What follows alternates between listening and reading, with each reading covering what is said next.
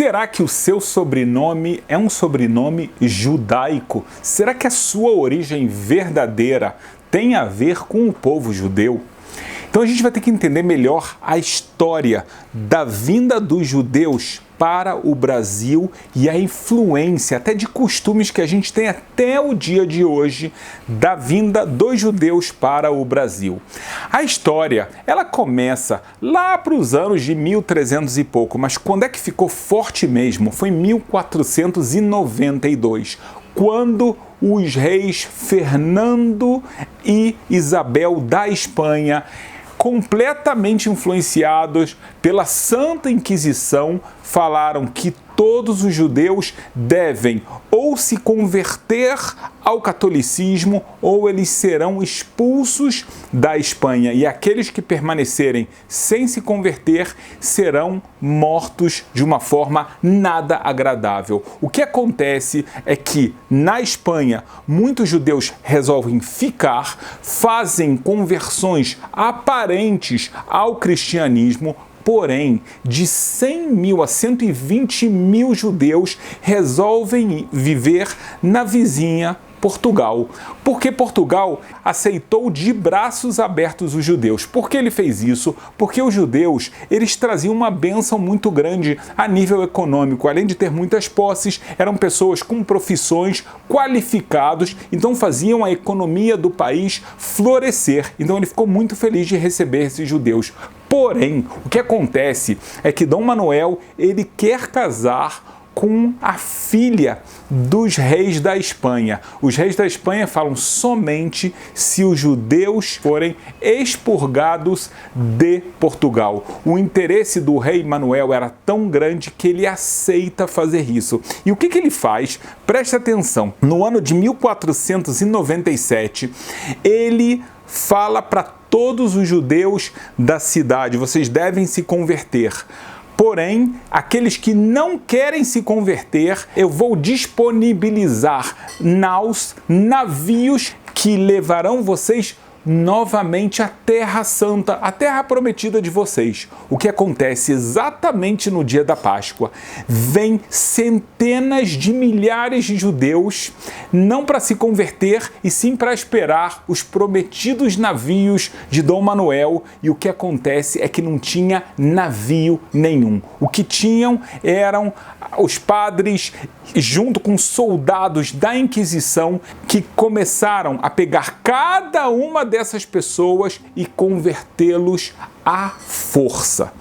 Então, essa conversão, ela foi feita de uma forma completamente enganosa. Aqui uma curiosidade para você. Daqui vem a expressão "ficaram a ver navios", porque foi a forma como Dom Manuel enganou os judeus que estavam esperando os navios e não tinha navio nenhum no porto para levar eles para a Terra Prometida. Muito pelo contrário, eles eram convertidos à força. E agora chega Dom Manuel e ele fala: vejam bem, não existem mais judeus aqui em Portugal como queriam os reis da Espanha. Aqui só existem cristãos, alguns novos e alguns velhos. Então, nesse momento, os judeus, eles continuam sendo perseguidos. Por quê? Porque eles, de uma forma escondida, eles continuam fazendo as suas tradições. Eles continuam guardando o sábado, eles continuam fazendo a Páscoa, como está escrito na Bíblia, e buscam comer somente alimentos limpos, puros, kasher e assim por diante. As pessoas da igreja não eram bobos, perceberam isso. Então, os judeus, eles aqui, uma das coisas que eles fizeram foi trocar os seus sobrenomes.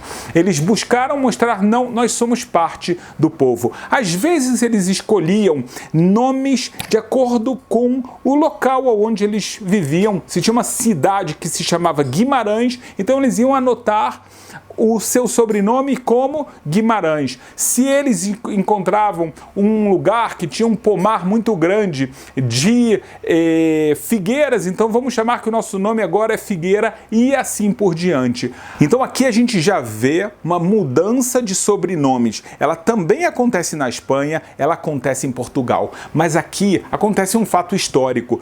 Portugal está tentando descobrir novas terras e descobre o Brasil.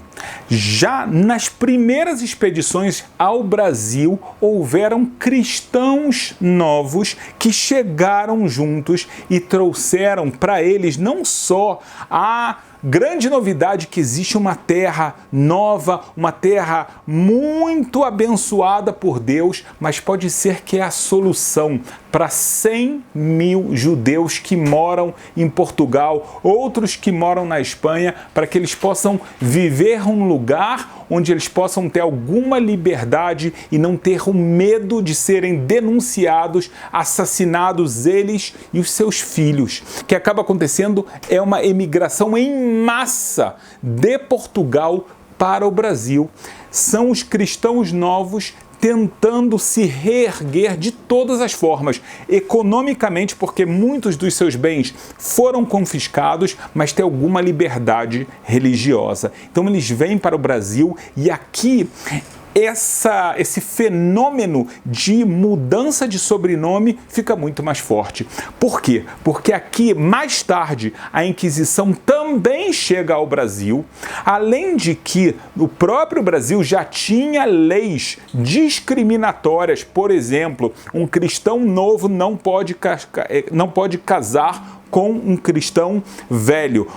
Um cristão novo, ele não pode assumir uma posição política e assim por diante. Algumas restrições devido ao seu credo, que teoricamente já é o credo correto, mas as pessoas desconfiavam.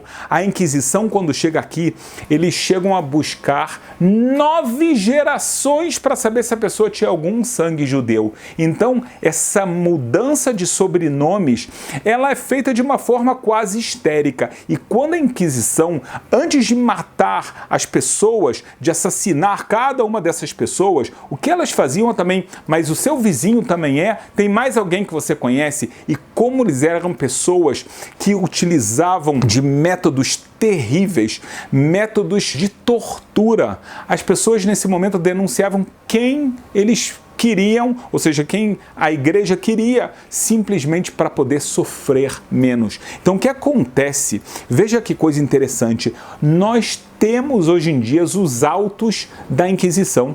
Elas estão em Portugal e eles estão exatamente falando que pessoa foi assassinada, qual era o nome dela, e veja bem, está o sobrenome dela. Então vou citar alguns dos sobrenomes mais famosos que aparecem nesses autos. O sobrenome Rodrigues, Nunes, Henriques, Mendes, Correia, Lopes, Costa, Cardoso, Silva e Fonseca. Nomes que nós conhecemos demais no Brasil, são muito conhecidos, mas vejam bem, acontece que às vezes os judeus propositadamente pegavam nomes que já existiam entre os cristãos velhos para que tivesse aqui uma chance maior de escapar da Inquisição. Outra coisa que acontecia é que, como haviam denúncias falsas e a igreja não se importava muito com isso, então houveram pessoas também inocentes que foram assassinadas. Então parte desses sobrenomes não eram sobrenomes originalmente judaicos, são pessoas que, junto com os judeus, também foram injustamente assassinados. Então a gente vê aqui muitos e muitos e muitos sobrenomes que nós conhecemos, a gente sabe que parte deles sim eram completamente judeus e outros deles não eram judeus, então aqui já uma certa mistura. Mas veja bem, nos anos de 1650, o que acontece é que os holandeses chegam no Brasil, dão liberdade religiosa e aí é fundada a primeira sinagoga no Brasil, a sinagoga Kahal Tzur Israel, no Recife. Logo depois, outra sinagoga foi fundada e eles tinham um rabino que veio da Holanda e se chamava Rabino Aboab de Fonseca. Então você está vendo o nome Fonseca claramente como um nome judaico, até mesmo era o rabino oficial da comunidade. Porém, quando os holandeses foram expulsos, parte dessa comunidade saiu e foi para Nova Amsterdã, que é Nova York, tá? Mas, então a gente vê que também parte desses judeus ficam, então a gente já sabe que existem muitos judeus vivendo de uma forma escondida. Esses judeus começam a ter alguns costumes que eles mantêm e passam essa tradição sem explicar muito para os seus filhos, porque eles querem que os seus filhos mantenham a fé correta. Ao mesmo tempo, eles têm um medo, um pavor de serem denunciados. Por quê? Por mais de 300 anos a Inquisição permaneceu no mundo. A Inquisição continuou assassinando e torturando as pessoas em nome da sua religião.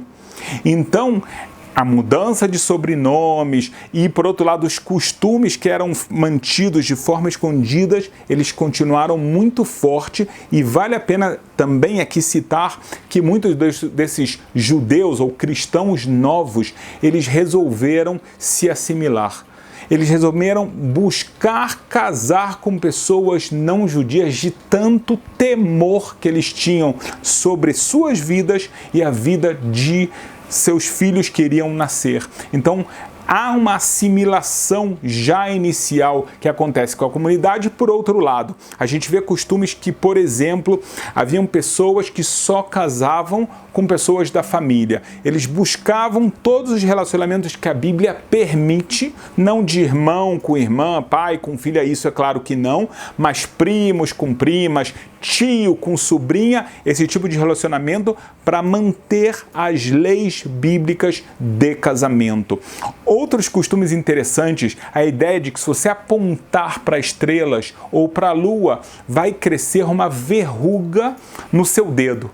Que história é essa de verruga? Qualquer pessoa sabe que não vai nascer uma verruga, mas o que acontece é que a entrada do sábado, o Shabat bíblico, ela se dá na saída das estrelas. Então, as pessoas não podiam falar isso de uma forma liberada, então elas olhavam para os céus, eles tinham medo que os seus filhos não iam guardar os segredos, iam apontar. Então, para que os filhos tivessem medo de apontar, falar, não aponte para as estrelas ou para a lua, porque senão vai nascer verruga no seu dedo. Então aí vem aqui uma tradição que na verdade ela é completamente religiosa. Outra coisa muito interessante era a forma de varrer a casa. O normal de varrer uma casa é varrer de dentro para fora, mas eles tinham um costume o contrário, de varrer de fora para dentro e aí juntar toda a poeira e depois somente jogar fora. Para quê? Para que a bênção da casa não saísse. Isso lembrava o preceito bíblico da mezuzá, aquele pergaminho que ficava na porta da casa, que de acordo com a Bíblia traz uma bênção muito grande para essa casa. Então a gente está vendo vários tipos de tradições que muitas pessoas falam, realmente, a minha avó fazia isso. Uma outra coisa que acontece até muitas pessoas de Minas Gerais, onde houve muitos cristãos novos, era quando vinha uma pessoa, tinha comida que estava em cima da mesa, mas tinha uma comida embaixo da mesa. Aí eu falava, mas o mineiro é avarento. Muitas pessoas falam que, na verdade, esse era o costume dos judeus na Páscoa, onde é proibido consumir pão e outros tipos de alimentos. Então, os judeus, eles mantinham uma comida que não era própria para a Páscoa em cima da mesa e a comida da Páscoa embaixo. Não tinha nada de avareza e sim era a forma deles poderem comer o alimento permitido sem ninguém ver. A gente tem um modo de preparar as pessoas que faleciam, né? Os corpos das pessoas, muitos costumes, até os costumes de luto, de guardar 7 dias, 30 dias um ano, que são costumes judaicos claros. Muitas comunidades continuaram mantendo esses costumes sem saber o porquê.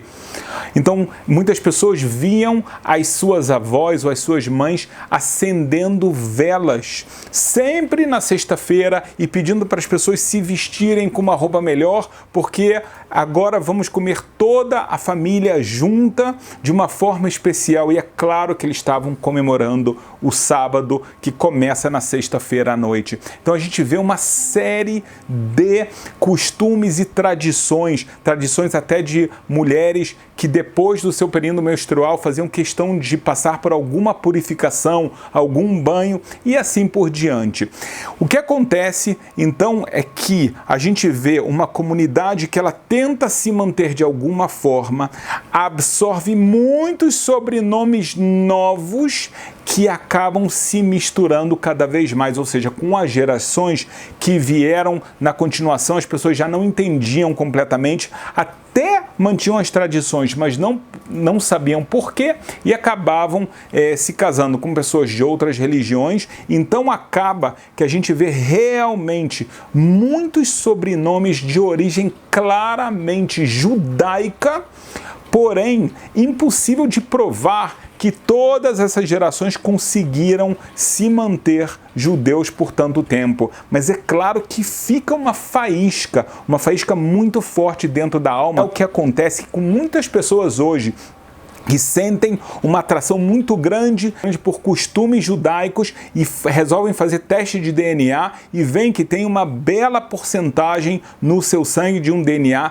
judaico vindo de Portugal, vindo da Espanha e assim por diante. Isso significa que eles são judeus? Não. Significa que eles têm origem judaica. Muitas dessas pessoas têm o sonho de se converter, de viver em Israel. Elas têm um sonho, pelo menos, de estar novamente conectado à sua herança histórica. Essas pessoas realmente merecem a chance delas de reaproximação. Ainda mais aconteceu que durante a história dos judeus no Brasil, então houveram outras imigrações. Por exemplo, em 1800 começou a comunidade judaica do Pará, também uma comunidade já grande, vinda do Marrocos. Depois começou no Rio Grande do Sul, depois começou no Rio de Janeiro, em 1850, 60. E aí as comunidades começaram também a ter liberdade religiosa no ano de 1822. Então aqueles cristãos novos que mantiveram as suas tradições, de repente, eles falam: eu quero me reconectar. E havia sempre uma desconfiança muito grande. O que são essas pessoas? Será que eles também vieram denunciar a gente? Será que está voltando aquilo que existiu por 300 anos? Então acaba tendo uma confusão muito grande no nosso Brasil. Quem realmente faz parte dos cristãos novos, quem manteve a tradição, quem não manteve, e as pessoas que querem voltar a isso. Então é importante entender que cada pessoa ela tem que manter a sua identidade, a sua história, ela tem que ter o direito de se reconectar à sua essência. E é isso que acontece no Brasil. Então, na prática, é importante, é interessante você saber da onde vem o seu sobrenome. Será que realmente é um sobrenome judaico? Mas é importante você saber que realmente o seu sobrenome provavelmente tem uma origem judaica. Sim. Porém, não significa que você é judeu. O que vale a pena fazer é não, então, perder a esperança, o sonho, a vontade de se reconectar à Bíblia, ao seu Criador, a sua conexão com a Terra Santa e até mesmo a possibilidade de fazer as 7 mitzvot noéticas que foram dadas para toda a humanidade.